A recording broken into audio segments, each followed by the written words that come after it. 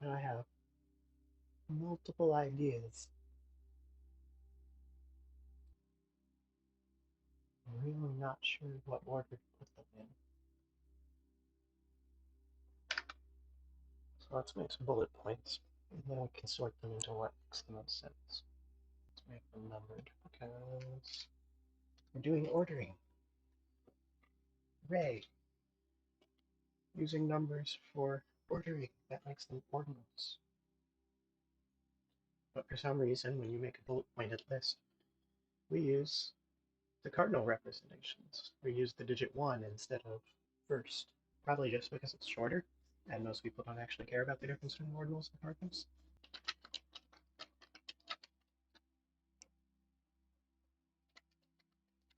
Okay, so what it is, which is what we've already talked about over here, it's disability. It's caused by the brain, not a sign that the person is stupid. It's frustrating, but this is the world we live in, especially on the internet, that we need to point this out. There's no evidence that dyscalculia affects really anything other than basic number skills, right? It's going to make math very difficult, especially if you don't have a support system and you don't have a teacher that has the time or the resources to give you a different teaching style, right? You're going to need support. You're probably going to need to take supplemental math lessons with somebody who knows what dyscalculia is and works with students to find strategies that work for them. But it should not prevent somebody from going on and leading a fulfilling life, doing whatever it is they want to do. There are people out there with dyscalculia who have gone on to be successful mathematicians, right? It's not it's not an insurmountable obstacle, right? Certainly not going to block you from doing non-math related activities, right? It doesn't really doesn't have anything to do with intelligence levels, right? Although if you don't know that it exists, it might seem that way, right? If you have a second grader who can't, the word is subitize, it's called subitizing, they can't take a representation of a small number of objects and translate that into its written or spoken forms, right? Especially small numbers like 3 or 5 or 6. A lot of people use the example dice roll. Right? A 5 or a 6-year-old should be able to roll a dice and tell you what came up. They should be able to do it quickly without sitting there and counting each individual dot. It's really one of the earliest warning signs is is the inability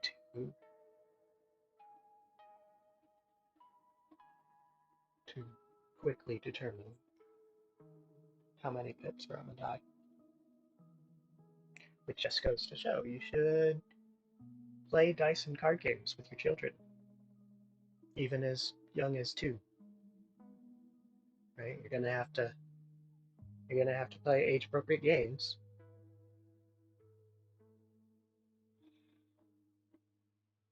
And you can do it in the reverse as well. There's plenty of games out there that have spinners with numerals on them. Right? If you're playing Chutes and Ladders or Candyland or what other children's games are there? I may be aging myself here based on which games I can think of. I mean, one call is too hard for a 2-year-old. Parcheesi, that might be too difficult as well. Right? But a 5 or 6-year-old could play Parcheesi. Or whatever the big name brand toy companies have rebranded it to. Because Parcheesi is a very old game, so the name is probably not trademarkable. No, I take it back. Parcheesi with the R is the brand name. Parcheesi is the original game from India. That version is very old. Let's see. Parcheesi with an R is published by Selco and Writer and Winning Move Games. The more commonly known is Sorry, which is based on the same game,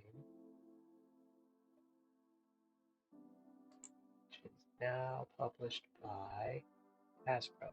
That's the one that I was thinking of. Side note, did you know that you can't copyright games? You can copyright the rule book, right, but not the ideas behind the rules.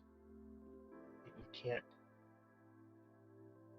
because copyright can only apply to things that are in some sort of fixed media, right? Something that once it's created doesn't change.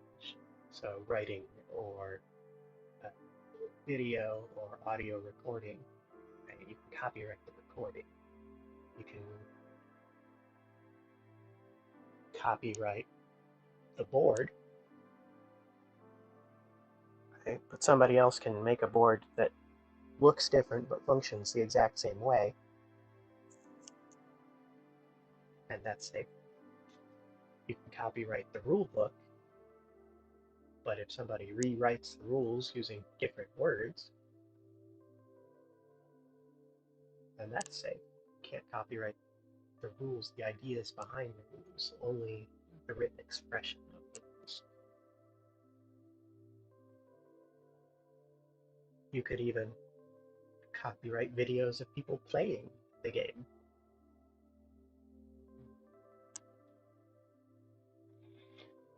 Which I suspect is part of the reason why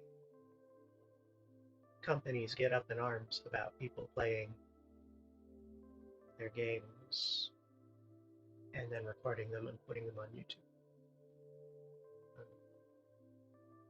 Beyond the idea that it would lower sales of the game by spoiling gameplay elements and or story.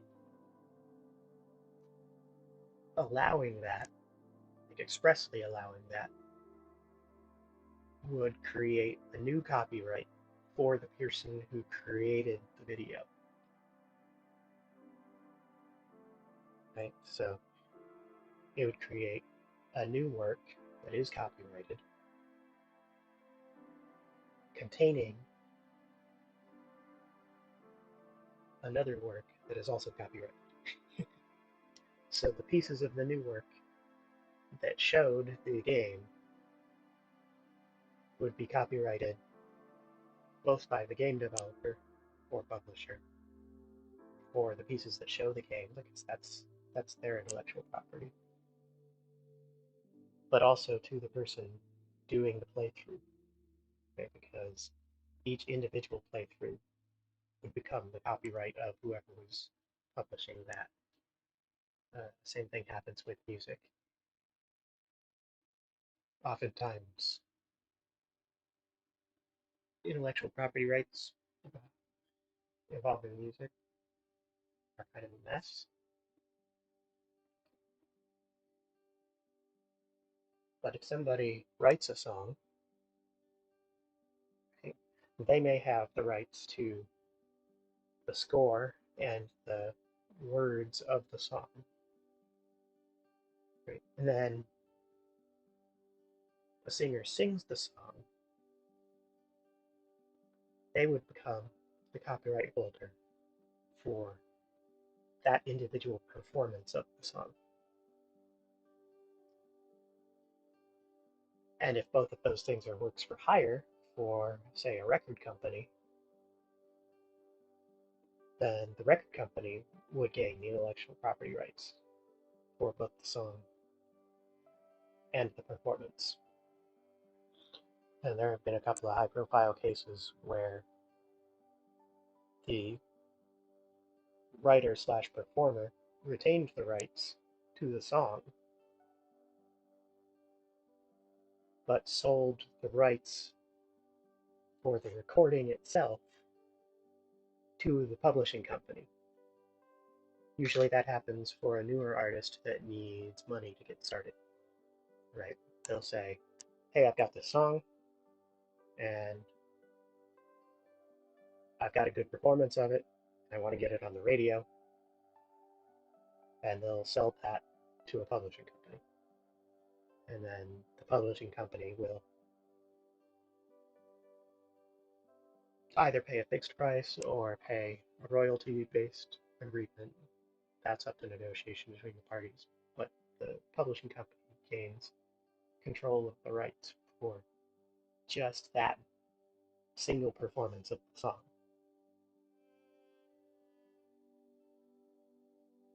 And there was a high-profile artist who I shall not name because her fans are a little bit overwhelming. But she got into a dispute with her publishing company and went back. And since she still owned the rights for the original song, re-performed all the songs that she had sold performances to the original publishing company. And those new performances belonged to her. And then she republished them independently and encouraged all of her fans to stop buying the songs from the publisher and to buy her republished versions instead.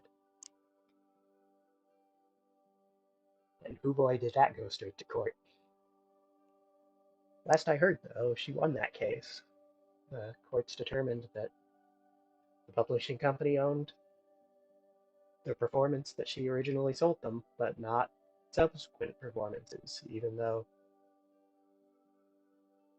it was her doing the performance in both cases, she still owned the rights to the original song. So if she did a second performance, that new performance belonged to her.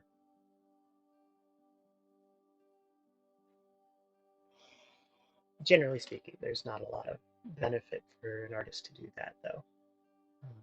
Especially if they're in a royalty generating contract, because that means they're going to have to produce, they're going to have to edit the performance themselves, they're going to have to market the performance themselves, they're going to have to publish the performance themselves.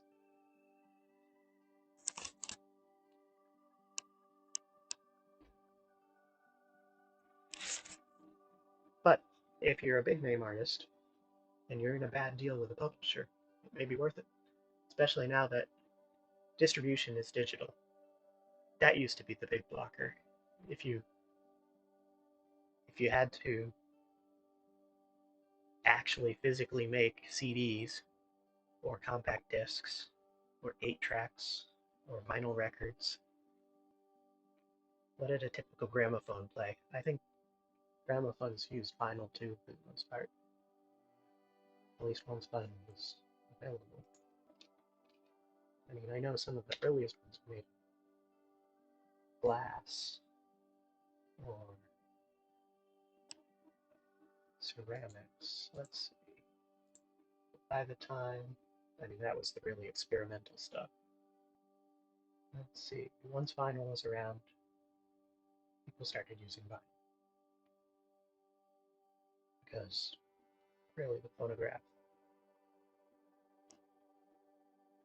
is the precursor of the modern record player. Let's see, before that was the phonograph cylinder, which instead of a disc had a drum. Let's see here, early discs were made shellac. If I recall correctly, shellac is a resin made from beetle shells. Resin secreted by the female lac bug on trees in forests of India and Thailand. It's not really from shells like I thought. It's something they secrete and leave it on trees, and then people go out and scrape it off the trees and purify it. Interesting, but off topic. So from shellac back to records, back to intellectual property law, and then before that we were talking about games, and the reason we were talking about games was because it's a good way to get your kids used to changing between numerals and physical groupings of objects and the concepts of numbers. Yeah, going from one type of numeral to another, going from a die roll to a number of counters, and the importance of spending time with your children. Because how are you going to know if they're struggling with something if you don't spend enough time with them to see how they're doing?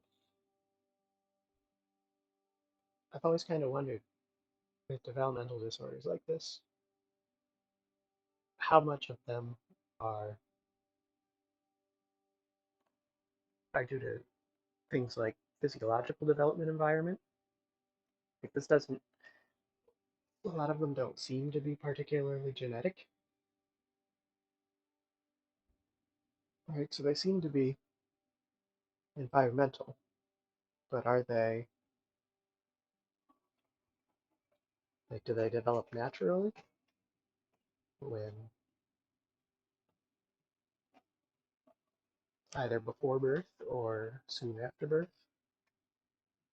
Do they develop due to some sort of environmental factor, some sort of physical environmental factor, or do they develop due to some sort of psychological environmental factor? For instance, I've mentioned before that I have trouble identifying faces, and I've always kind of wondered if that was because my vision was so bad, even as a child. Didn't I didn't get diagnosed as being nearsighted until I was in second grade. But looking back, I know that I was nearsighted already in first grade. The first clear memory that I have of peeking through an adult's glasses was my first grade teacher. I looked through her glasses once and I could see better, even though the prescription was wrong. Right? I could see better through my teacher's glasses than without them. It took a little while for that to percolate up to the adults, because my first grade teacher didn't think that a child that young could have vision as bad as hers was. But turns out my vision was closer to hers than it was to 20/20. So by second grade, I was having trouble seeing the board. When my second grade teacher was writing on the board, if I was sitting in the back of the classroom, I couldn't see the board. And it was me asking to always be seated in the front row in class so that I could see the board that finally clued in the adults that I needed glasses. Which brings us back to the topic of pay attention to your kids, and when they tell you that they're having trouble doing something, they may not be making it up. If they say, hey, I have trouble seeing things that are far away, actually get them evaluated. Take them to the optometrist, get their vision checked. Another one was sleep apnea, even as a child, right? A child as young as, I'm not sure, but it was probably my first memory of waking up in the middle of the night and not being able to breathe. Probably 7 or 8 years old, right? And I told my parents, sometimes when I wake up in the middle of the night, I can't breathe, and I have to exhale before I can breathe in again. That's sleep apnea. That's your that's your airways collapsing while you're asleep. And the reason you have to breathe out is to pressurize them, basically puff them back up so that they're open again before you can breathe in. Because when you keep trying to breathe in, you're just creating a relative vacuum in your lungs and your trachea, which just causes your airways to stay collapsed or collapse even more. Side note, if you ever wake up in the middle of the night because you can't breathe, you should get evaluated for sleep apnea. It's really bad for you. Over the course of a lifetime, it can cause all sorts of slow but long-term damage to your internal organs due to lack of oxygen.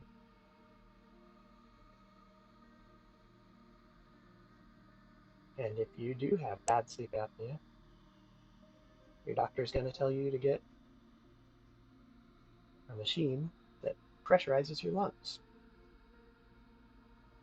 Because if the air inside your airways is at a higher pressure than the atmosphere around you, it will keep you inflated, which can be a little unpleasant. And a lot of people don't like having a mask over their face when they're sleeping.